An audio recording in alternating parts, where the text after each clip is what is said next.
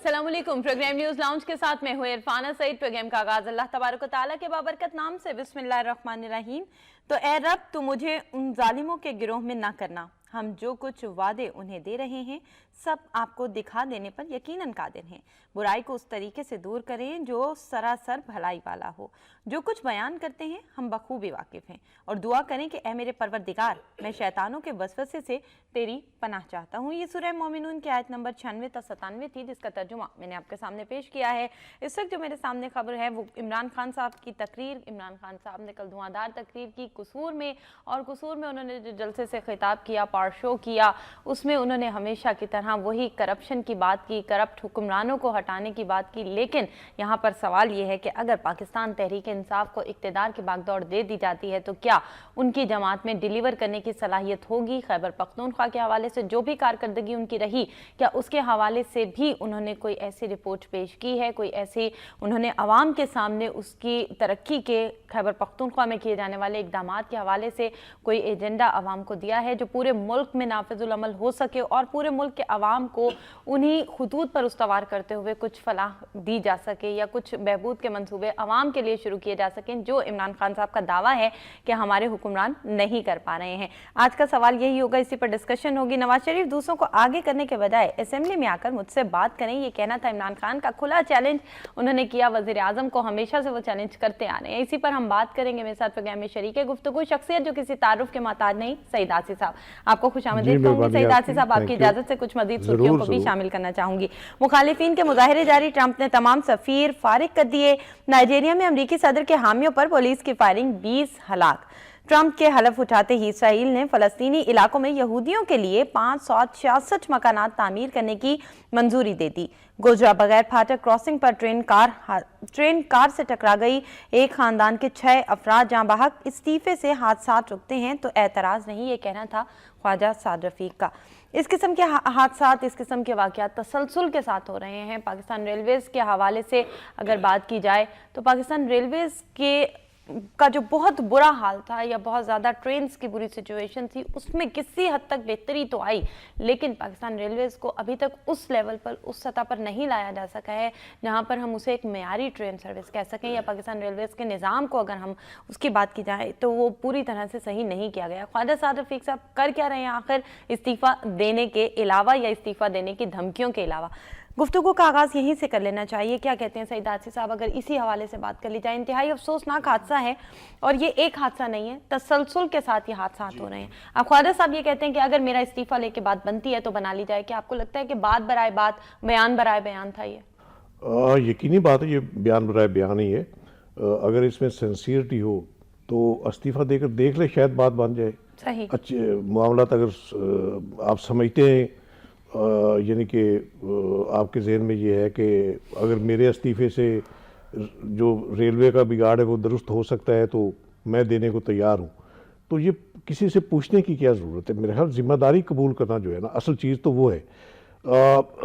इसमें अब जाहिर है वो रेलवे के निगरान वज़ीर है, तो इस हवाले से रेलवे में जो भी खराबी होगी, और ये तो बदकिस्मती है कि पिछले साल से अब तक देखिए रेलवे के कोई 6-7 हादसात हो चुके हैं, बहुत अलमनाक हादसात हुए और इसमें इंसानी जानें भी ज़ाय हुई। तो एक यानी कि इस हवाले से एक मुल्क पर भी जो एक सवालिया निशान उठता है यहाँ गवर्नेंस के हवाले से, और भी मामलात है हुकूमत के, और भी गवर्नेंस के हवाले से मामलात है, उनमें अब ये रेलवे का भी एक गंभीर इशू शामिल हो गया है। तो बेशक साद रफीक साहब ने बहुत यानी कि रेलवे को बहाल करने के लिए, ट्रैक पर डालने के लिए एफर्ट की उन्होंने, और कुछ यानी कि पिछले दौर में जो खराबियां थी, जो बिल्कुल एक किस्म का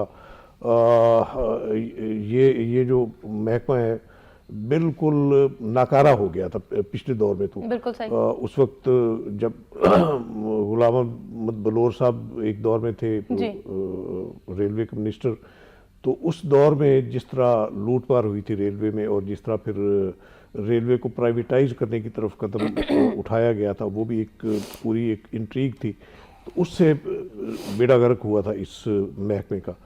तो साद रफीक साहब ने अगरचे शुरू में बहुत अच्छे इकदाम किए, ریلوے کو بحال کرنے کے لیے اور کچھ ریلیف بھی دیا مسافروں کو، اور ٹرینیں جو ہیں ان کی جو آمد و رفت کا شیڈول جو ہے وہ بھی معمول پر تقریباً آ گیا تھا. تو اس کے باوجود یہ حادثات جو ہیں ان کی اگر روک تھام نہیں ہو سکی تو یہ ایک دھبا تو موجود ہے نا. بالکل ٹھیک.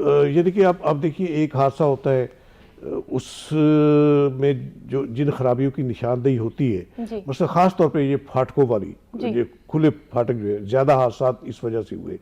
تو ایک حادثے کے بعد نشاندہی ہوئی کہ یہ حادثہ اس وجہ سے ہوا، تو کیوں پھر اس کا تدارک نہیں ہو پاتا؟ کیوں اب انہوں نے صاحب رفیق صاحب نے ذمہ داری شفٹ کی ہے صوبائی حکومتوں پر کہ یہ پھاٹک لگانا اور دوسرے معاملات جو ہے یہ صوبائی حکومتوں کی ذمہ داری. اب دیکھیں نا، ایک وزارت جو ہے وفاقی حکومت کی وزارت ہے، اس کا اپنا ایک بجٹ ہے، اس کی اپنی زمینیں، اتنی زیادہ زمینیں ہیں، اس کی بے پناہ زمینیں ہیں جن سے ریونیو بھی آتا ہے. تو میرا خیال ہے یہ پتہ نہیں کیسے انہوں نے بات کر دی کہ یہ صوبائی حکومتوں کی ذمہ داری. اب 18ویں آئینی ترمیم میں صوبائی حکومتوں کو جو اختیارات ملے ان میں میرا خیال ریلوے کا تو کہیں کوئی ذکر نہیں ہے. یہ پتہ نہیں کس حوالے سے انہوں نے بات کی. سر میرا سوال یہ ہے کہ اگر یہ اختیارات ٹرانسفر کیے جائیں یا اگر اس قسم کے اختیارات نہ بھی دے رہے ہیں، اگر اس قسم کے احکامات صادر کر دیے جائیں ہر صوبے کے لیے وزارت کی جانب سے، تو کیا ان پر امپلیمنٹیشن واجب نہیں ہو جائے گا؟ نہیں، اس میں بھی دیکھیے نا، اس میں بھی ڈنڈی مارے کہ انہوں نے کہا کہ سوائے پنجاب کے باقی صوبائی حکومتیں جو ہیں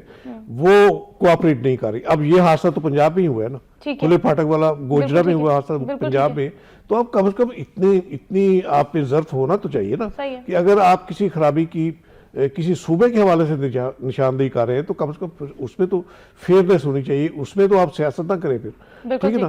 اگر آپ سمجھتے ہیں کہ جو صوبائی حکومتیں ہیں وہ تعاون نہیں کر رہی اس معاملے میں، تو اس میں کیٹیگریکلی پھر سب حکومتوں کو، جیسا آپ نے کہا کہ آرڈر جاری ہونے چاہیے. اگر صوبائی حکومتوں کی ذمہ داری، اول تو میں سمجھتا ہوں کہ ریلوے کے معاملے میں صوبائی حکومتوں کی ذمہ داری قطعاً نہیں ہے، یہ ایک خود مختار وزارت ہے. اب اسی طرح آپ دیکھیں نا دوسری وزارت خارجہ ہے، وزارت دفاع ہے، جو انڈیپینڈنٹ وزارتیں ہیں، ان میں صوبوں کا عمل دخل نہیں ہوتا. ٹھیک ہے نا. وزارت داخلہ ہے، ان میں صوبوں کا عمل دخل ہوتا ہے. زیادہ تر اختیارات صوبوں کے پاس آئے ایجنسیوں کے کردار کے حوالے سے بھی. لیکن جو ریلوے کا معاملہ ہے مجھے نہیں سمجھ آئی. یہ کبھی ان سے ملاقات ہوگی تو میں ان سے پوچھوں گا، ذرا ڈیٹیل لیں گے ان سے کہ صوبوں کے اختیارات کون سے، یعنی کہ ریلوے کے کون سے اختیارات صوبوں کو تفویض ہوئے. بہرحال اصلاح کی جہاں گنجائش ہے اس طرف توجہ دینی چاہیے. اب یقینی بات ہے، اب انجنوں میں کوئی خرابی ہوتی ہے یا کوئی اور سسٹم جو ان کا ایک سگنل کا سسٹم ہے اس میں اگر کوئی گڑبڑ ہے، پھاٹک کھلے ہوئے ہیں، تو یہ ساری ذمہ داری تو ریلوے حکام پر ہی آتی ہے. اگر آپ ذمہ داری کا احساس کریں، اور یہ کہنا عجیب صورتحال ہے کہ پچھلے ادوار میں بھی یہی پالیسی رہی ہے کہ میں کیوں استعفیٰ دوں. کیا میں کسی نے تو یہ کہا تھا، بلور صاحب نے بھی شاید یہ کہا تھا کہ میں کوئی انجن کا ڈرائیور ہوں کہ میں اس ذمہ داری کو قبول کروں. تو میرا خیال ہے ایسے یہ تضحیق کرنے والی بات ہے. جو بیچارے اس ایسے حادثات میں شہید ہوتے ہیں اور جو زخمی ہوتے ہیں ان کے زخموں پر نمک چھڑکنے والی ایسے معاملات جو ہیں. انڈیا میں آپ دیکھیے وہ ریلوے کے وزیر جو تھے بڑے مشہور سیاستدان وہاں کے، تو ایک حادثہ ہوا تو انہوں نے استعفیٰ دے دی. اسی طرح دوسرے ممالک میں بھی یہ مثالیں موجود ہیں کہ کوئی کسی وزارت سے ریلیٹڈ کوئی خرابی پیدا ہوتی ہے تو وہ ذمہ داری قبول کرتے ہوئے اخلاقی طور پر بھی ایک یہ معاملہ ہے. تو اس میں کیا مذائقہ ہے، کیا اس میں قباحت ہے؟ اگر آپ ذمہ داری کا احساس کر کے چلے،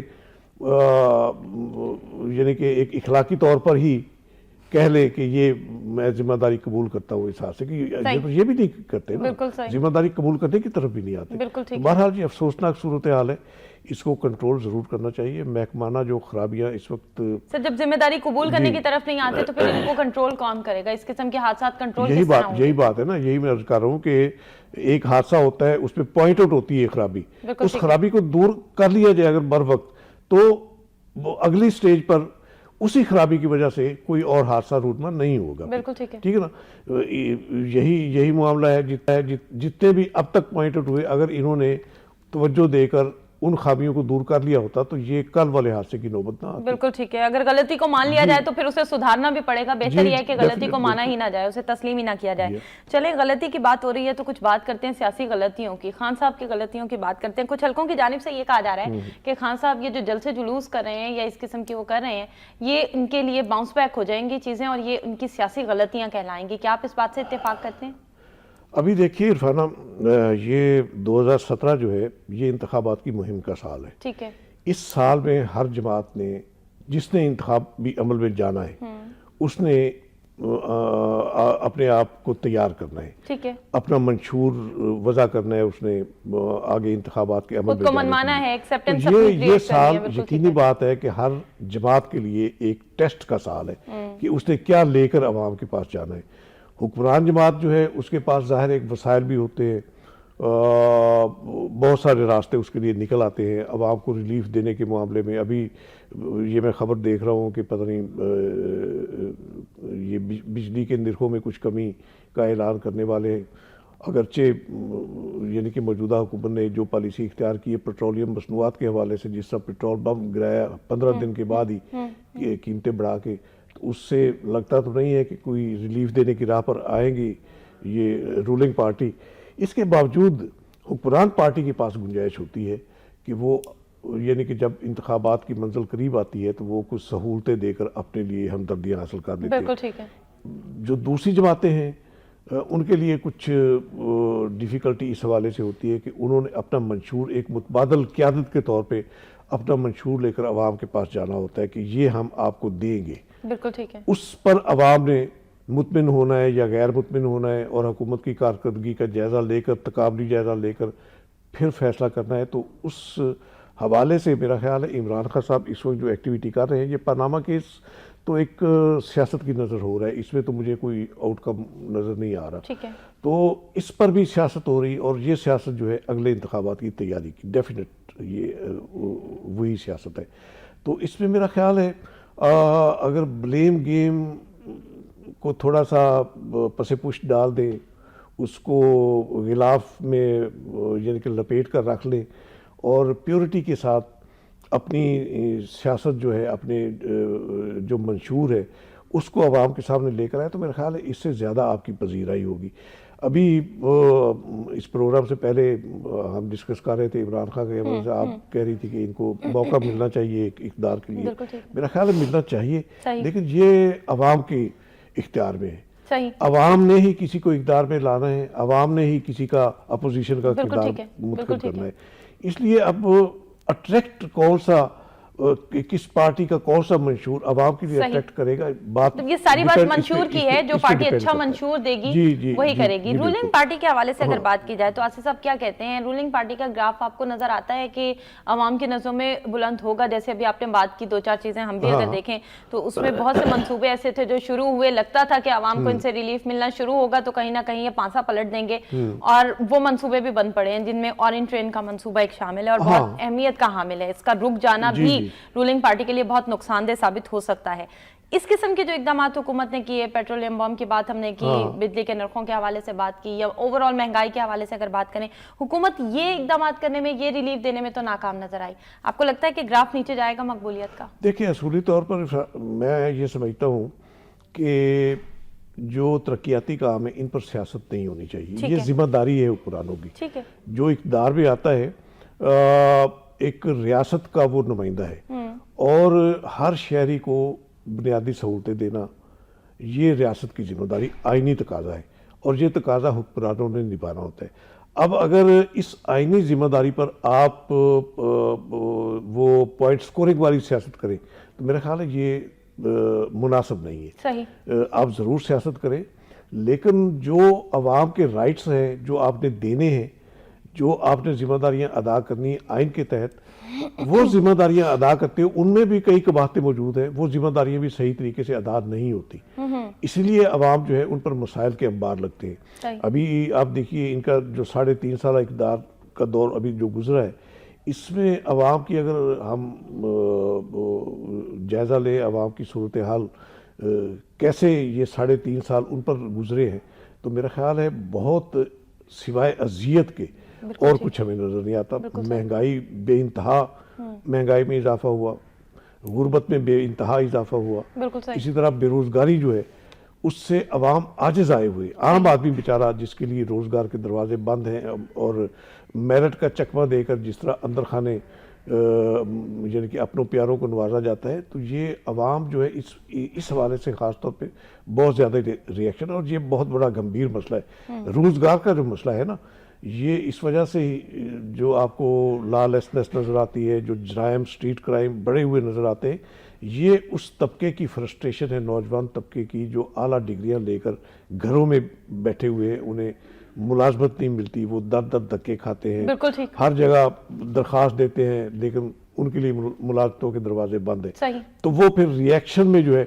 ان کے پاس جو راستے ہیں, یا وہ خود سوزیاں کرتے ہیں, خود کشیاں کرتے ہیں, یا پھر جرائم کی دنیا میں آتے ہیں. تو یہ میرا خیال ہے یہ جو معاملات ہیں ایک فلاحی ریاست والے, وہ تو آج تک ہمارے معاشرے میں تو بن نہیں پائے. یہ ملک خداداد جو ہے یہ ایک اسلامی فلاحی ریاست, اس کا ایک کانسیپٹ تھا جو قائد اعظم نے تشکیل دیا تھا, لیکن اس کانسیپٹ پر کسی حکمران نے آج تک کوئی حکمران پورا نہیں اترا. موجودہ حکمران بھی ظاہر ہے اسی ڈگر پہ ہے. تو بات تو وہی ہے کہ اب آگے انہوں نے کوئی گڈز ڈیلیور کرنے حکمرانوں نے. یہ المیہ ہے ہمارا کہ حکمران جو ہے یہ ترقیاتی فلاحی کام جو ہے یہ اٹھا رکھتے ہیں اپنے اقتدار کے آخری سال تک, کہ جب ہم انتخابات میں جائیں گے تو یہ چیزیں لے کر جائیں گے. حالانکہ یہ چیزیں انہیں اپنے اقتدار کے شروع سے آغاز سے ان کا آغاز کر دینا چاہیے. جو سلطانی جمہور ہے جس کو ہم کہتے ہیں کہ یعنی کہ عوام جو ہے اقتدار میں شریک ہوتے ہیں, تو اگر عوام کو احساس ہی نہیں ہوگا کہ وہ اقتدار میں شریک ہے, انہیں بلکہ محرومیت کا احساس زیادہ ہوگا سلطانی جمہور میں, تو وہ پھر جمہور کی سلطانی تو بالکل نہیں ہوگی, سلطان کی سلطانی رہے گی. پھر اس میں جمہوریت جو ہے اس کا کانسیپٹ کہیں بہت گہنا جائے گا.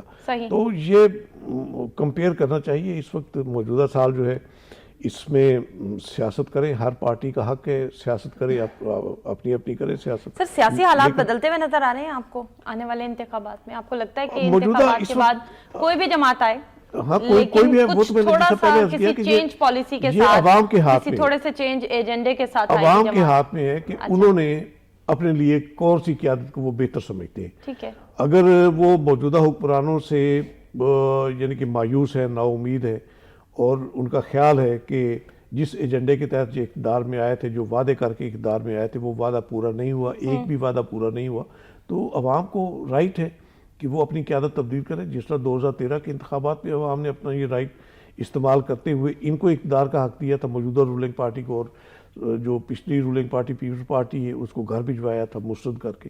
تو اسی طرح آنے والے انتخابات میں بھی عوام کے پاس یہ اختیار ہے. سر ایک سوال اور, پاکستان پیپلز پارٹی کو آپ نے کہا کہ گھر بھجوایا گیا تھا, پاکستان پیپلز پارٹی ایک دفعہ پھر سے گھروں سے نکلتی ہوئی نظر آ رہی ہے, سڑکوں پر آ گئی ہے پاکستان پیپلز پارٹی. آپ کو لگتا ہے کہ اب ان کا یہ جو پتہ ہے جو وہ کھیل رہے ہیں, اور اس وقت لگتا ہے کہ انہیں عوام کی سمپتھی لینے کے لیے یہ سال پورا اسی طرح سے سڑکوں پر گزار لینا چاہیے, کچھ فرق پڑے گا, عوام کے جذبات دوبارہ سے زندہ ہوں گے؟ دیکھیں نا, میں نے جس طرح عرض کیا کہ ہر پارٹی جو ہے اس وقت جس نے انتخاب میں آنا ہے اس نے اپنا اپنا کوئی پروگرام لے کے آنا ہے اٹریکٹ کرنے کے لیے عوام کو. تو پیپلز پارٹی کا بھی رائٹ ہے. پیپلز پارٹی کی قیادت اس وقت جو بلاول زرداری صاحب جو ہیں جس طرح ایکٹیویٹی دکھا رہے ہیں, اور اچھی بات ہے کہ ایک جو اس پارٹی پر ایک لیبل لگ گیا تھا کہ اس کی قیادت جو ہے ایک ڈر خوف کی وجہ سے گھروں سے باہر نہیں نکلتی, اور پچھلا انتخابات ہارا بھی انہوں نے اسی وجہ سے تھا کہ عوام میں گئے ہی نہیں تھے. ایک خوف کی فضا ان پر طاری تھی کہ پتہ نہیں وہ بینظیر بھٹو صاحب کی جو شہادت کا سانحہ ہوا اس کے بعد بہت محتاط رہے زرداری صاحب, اور پبلک جلسوں میں جانے سے گریز کیا. بلاول بھی اس وقت اتنے ایکٹیو نہیں تھے پارٹی کی سیاست میں. تو اس وقت اگر بلاول ایک رسک لے کر یہ جلوس بھی نکال رہے ہیں, ریلیاں نکال رہے ہیں, پبلک جلسوں سے خطاب کر رہے ہیں, تو یہ میرا خیال ہے اس سے ایک وہ کانسیپٹ جو ہے اس پارٹی کے حوالے سے کہ یہ گھروں میں دبک کر بیٹھ گئے تھے, کم از کم وہ کانسیپٹ تو ختم ہو رہا ہے. ٹھیک ہو گیا. پاکستان تحریک انصاف جتنی کریں گے جی پاکستان تحریک انصاف نے فائدہ اٹھایا ہے اس موقع کا؟ آپ کو لگتا ہے کہ کچھ نہ کچھ فائدہ ملا پاکستان تحریک نہیں، انصاف کس سے؟ پاکستان پیپلز پارٹی کے گھروں میں بیٹھنے سے؟ پیپلز پارٹی کے گھروں میں بیٹھنے سے اسی وجہ سے تو یہ یعنی کہ متبادل قیادت کے طور پر سامنے آئے تھے نا. صحیح. لیکن انہوں نے جو سیاست کی پھر جو ان کا رائٹ تھا سیاست کرنے کا اس سے اوائڈ کیا انہوں نے. ابھی عمران خان صاحب نے جو چیلنج کیا نواز شریف صاحب کو کہ اسمبلی میں آ کر میرے ساتھ بات کریں، تو اللہ کرے کہ ایسی یہ سوچ عمران خان صاحب کے ذہن میں ڈیویلپ ہو جائے، مستحکم ہو جائے کہ اسمبلی میں آ کر کردار باتیں اسمبلی میں ہی ہونی چاہیے. اسمبلی میں ہی ہونی چاہیے. اگر شروع دن سے ہی آپ نے یہی سوچ اختیار کی ہوتی، یہی پالیسی اختیار کی ہوتی، تو میرا خیال ہے یہ جو آپ کو دھرنا تحریک کی وجہ سے ایک ملک میں جو ایک خرفشار افراتفری کی فضا پیدا کرنے کا لیبل آپ پر لگا، یہ لیبل اس سے شاید آپ بچ جاتے اس وقت. پارلیمنٹ میں آپ رہ کر اسی وجہ سے تو دیکھیں نا، عوام جو ہے ایک پارٹی کو مینڈیٹ دیتے اقتدار کا، دوسری پارٹی کو دیتے اپوزیشن کا مینڈیٹ. تو اگر یہ کردار آپ نے مینڈیٹ کے تقاضوں کے تحت پارلیمنٹ میں آ کر ادا نہیں کرنا، تو پھر آپ اس مینڈیٹ کی نفی کر رہے ہیں. بالکل ٹھیک ہے. عوام نے جو مینڈیٹ دیا آپ کو. بالکل ٹھیک ہے. اس لیے بہتر یہی ہے کہ آپ اسمبلی میں ہی آئیں. اور عمران خان صاحب کا جو 3.5 سال کا جو ریکارڈ ہے پارلیمنٹ میں، وہ تو بہت ہی حوصلہ شکن ہے نا، مایوس کن ہے. اب تک جو اعداد و شمار سامنے آئے، میرے خیال 5 یا 6 بار عمران خان صاحب ذاتی طور پر قومی اسمبلی میں آئے، اور وہ بھی ایک خاص ایشوز جو تھے ٹھیک ہے، اس وجہ سے انہیں آنا پڑا تھا. تو باقی تو ان کی جو سیاست ہے وہ تو نگیٹ کرنے والی ہے، پارلیمانی سیاست کو نگیٹ کرنے والی ہے. یہ تو بلیو ہی نہیں کرتے اس سیاست پر. یہ صرف سڑکوں پر دھرنا دے کر، جلوس نکال کر اور مزاحمت کر کے یہ اپنی سیاست جو ہے اس کو آگے لے جانا چاہتے ہیں. اور اس سیاست میں جو ہے زد پڑتی ہے بالآخر جمہوریت پر. بالکل ٹھیک ہے. تو اگر آپ جمہوریت میں رہتے ہوئے جس شاخ پر آپ بیٹھے ہیں اس شاخ کو ہی آپ کاٹنے کے درپے ہیں، تو پھر دانشمندی کا کیا تقاضا آپ سے کیا جائے گا. ٹھیک ہو گیا. پاکستان تحریک انصاف ہی کے حوالے سے اگر بات کی جائے، جیسے میں نے اپنے ابتدائیہ میں کہا کہ پاکستان تحریک انصاف کے پاس بہرحال ایک صوبہ موجود ہے، اور پاکستان تحریک انصاف کو ایک صوبے میں کارکردگی دکھانے کا موقع بہرحال ضرور ملا ہے. اب اگر 100% اقتدار دے دیا جاتا ہے پاکستان تحریک انصاف کو، آپ کو لگتا ہے پاکستان تحریک انصاف ڈیلیور کرنے کی صلاحیت رکھتی ہے؟ یا اس سے پہلے جو منشور آپ نے کہا کہ پاکستان تحریک انصاف کو پیش کرنا چاہیے، اس منشور کا حصہ ہونا چاہیے ہے کہ ایک سروے، ایک رپورٹ پیش کی جائے خیبر پختونخوا میں کیا کارکردگی رہی؟ یہی بات ہے.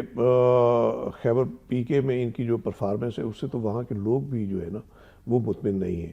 اور کچھ حلقوں کی یہ سوچ ہے کہ شاید اس بار انتخابات میں خیبر پی کے میں بھی ان کے لیے ڈیفیکلٹی پیدا ہوگی تحریک انصاف کے لیے. آپ تو پورے ملک کی بات کر رہے ہیں.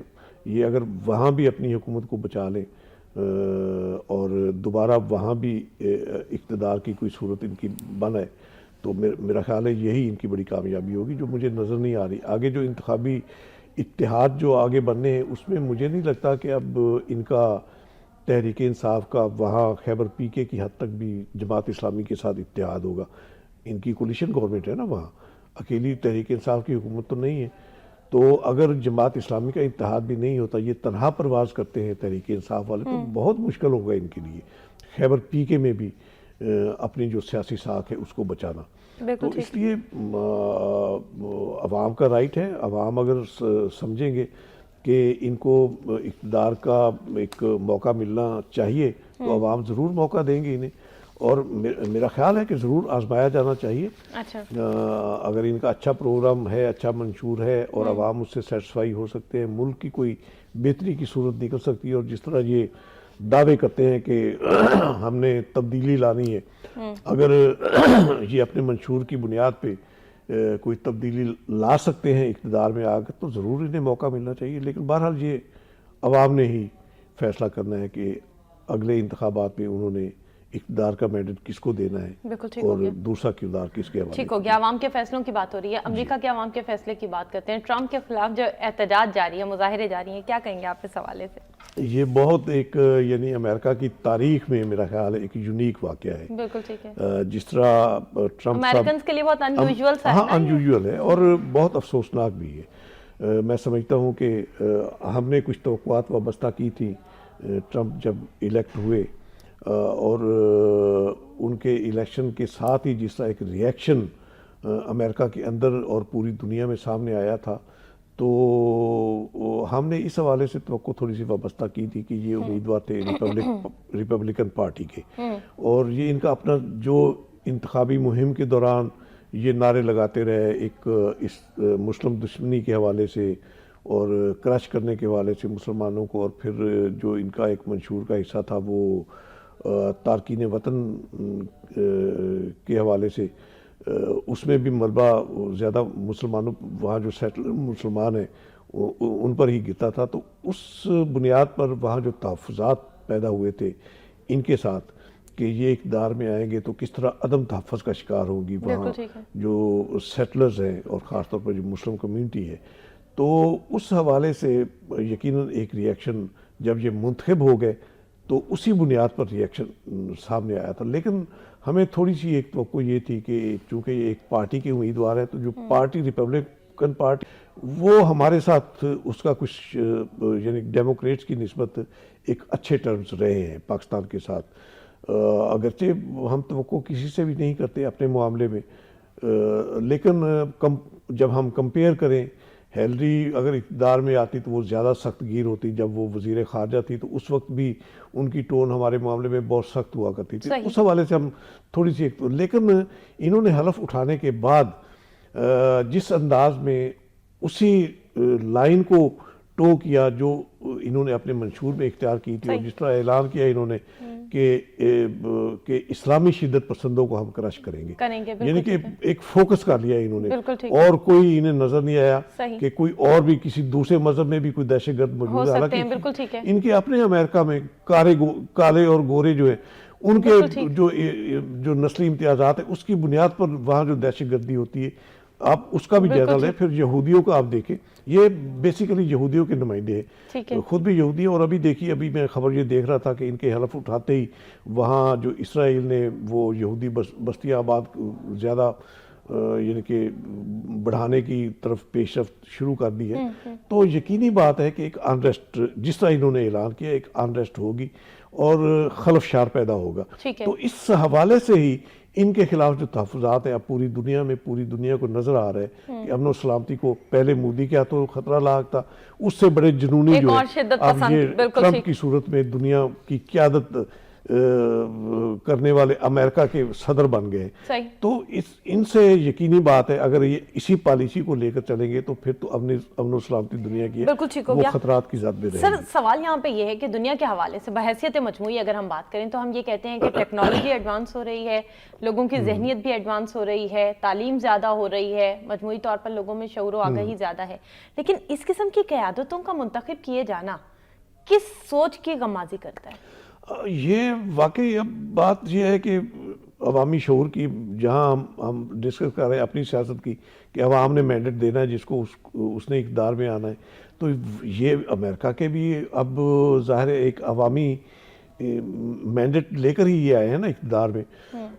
اگرچہ یہ پاپولر کہا جاتا ہے کہ یہ پاپولر مینڈیٹ نہیں ہے، کچھ 2-4 ریاستیں ایسی تھی جہاں پاپولیشن زیادہ تھی اس وجہ سے، اور وہاں سے اگر یہ جیتے تو وہ موقع بنا ان کے لیے اقتدار میں آنے کا. اس کے باوجود جس انداز کی یہ سیاست کر رہے ہیں اور جو تقریر انہوں نے کی امریکہ کو فوکس کر کے، سب سے پہلے امریکہ، تو انتہائی سطحی تقریر تھی، اس میں کوئی ڈیپتھ نہیں تھی. ایک عالمی قائد کی حیثیت سے جو باتیں آپ کو جو دنیا کے جو مسائل ہیں جو ٹیک اپ کرنے چاہیے آپ کو، ان سے ہٹ کر آپ نے صرف ہر دوسرا لفظ آپ کا کی تان امریکہ پر آ کر ٹوٹتی تھی. تو اس میں پھر تعصبات کا بھی پھر دخل ہو جائے گا. اگر آپ صرف آپ امریکہ کی بات کریں گے تو پھر دوسرے ممالک کو بھی رائٹ ہے کہ وہ اپنی بات کریں، ٹھیک ہے نا. لیکن جہاں تک ہوتا ہے یہ دو طرفہ ایک آفاقی جو اصول ہم کہتے ہیں پرامن بقائے بامی کے تحت جو تعلقات ریاستوں کے درمیان استوار ہوتے ہیں، تو اس میں پھر دوسروں کے مفادات اور حقوق کا بھی خیال رکھنا پڑتا ہے، صرف اپنے پر ہی نظر نہیں رکھنا پڑتی. اس میں اگر آپ نے ایک رواداری والا ایک معاشرہ قائم کرنا ہے تو اس میں دوسرے ممالک کی دوسری ریاستوں کی جو آزادی خود مختاری ہے اس کا بھی احترام کرنا پڑتا ہے. اگر آپ یہ سمجھیں، اگرچہ پچھلوں کی بھی یہ پالیسی تھی، اوباما صاحب کی بھی یہی پالیسی تھی کہ ہم امریکہ کی تحفظ کی خاطر ہم کہیں بھی اگریشن کر سکتے ہیں، انہوں نے اس پالیسی کو اپنایا اور اس پر عمل بھی کیا. یہ بہت زیادہ اسٹرکٹ نظر آتے ہیں اس پالیسی ٹھیک پر. ہے. اگر اسی پالیسی کو انہوں نے ٹو کیا اور صرف امریکہ کو فوکس کیے رکھا تو پھر ریئیکشن بہت شدید ہوگا. ٹھیک ہے. ایک سٹیٹمنٹ ڈونلڈ ٹرمپ نے یہ دیا کہ میری جنگ میڈیا سے ہے, میں میڈیا کے سخت خلاف ہوں, میڈیا سے بہت نالا نظر آئے. آپ کو لگتا ہے میڈیا سے جنگ لڑنے کی پوزیشن میں ہوں گے ڈونلڈ دیکھیں, ٹرمپ؟ امریکن میڈیا جو ہے نا وہ تو ان کی اپوزیشن ہے اس وقت.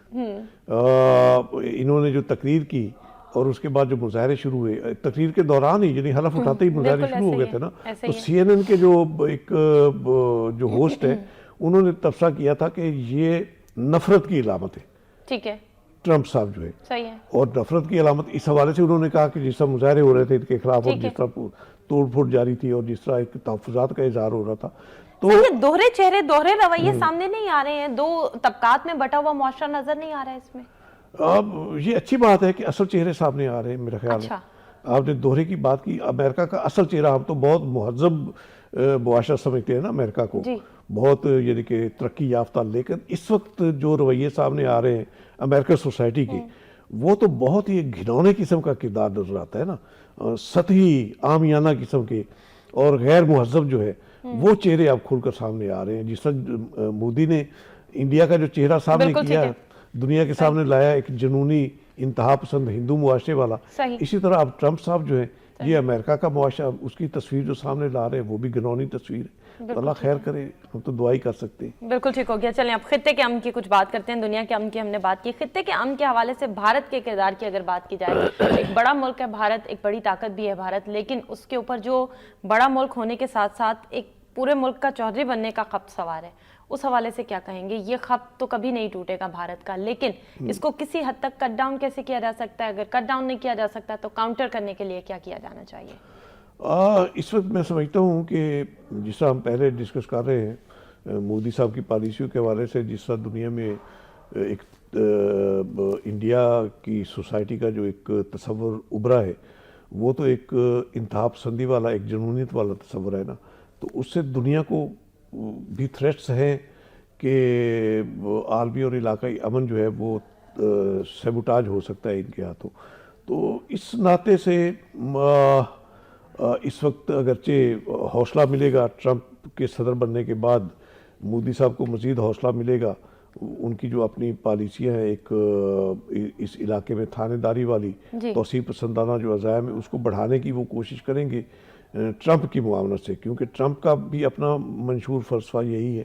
تو میرا خیال ہے کہ اس سے پھر زیادہ تیزی سے جو ہے نا دنیا کو ادراک ہوگا کہ اگر یہ گٹھ جوڑ جو انڈیا اور امریکہ کا اس حوالے سے اگر ہو جاتا ہے جس سے عالمی تباہی کی نوبت آ سکتی ہے, تو پھر پوری دنیا الرٹ ہوگی. پوری دنیا کی دوسری قیادتیں جو ہے, عالمی جو ادارے ہیں اس وقت بھی وہ الرٹ ہیں.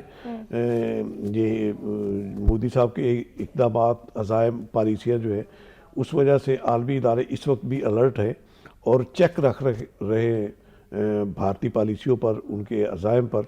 تو اگر یہ عزائم مزید کھول کے سامنے آنا شروع ہوئے ٹرمپ کی معاونت کے ساتھ, تو پھر میرے خیال زیادہ ریئیکشن جو ہے وہ زیادہ شدت سے سامنے آئے گا پھر, اور زیادہ پرولونگ نہیں کر سکیں گے پھر یہ, یعنی کہ ایک عالمی دباؤ جو ہے وہ زیادہ شدت سے پڑے گا اور یہ مجبور ہوں گے جو مسائل اس وقت, جن مسائل کی وجہ سے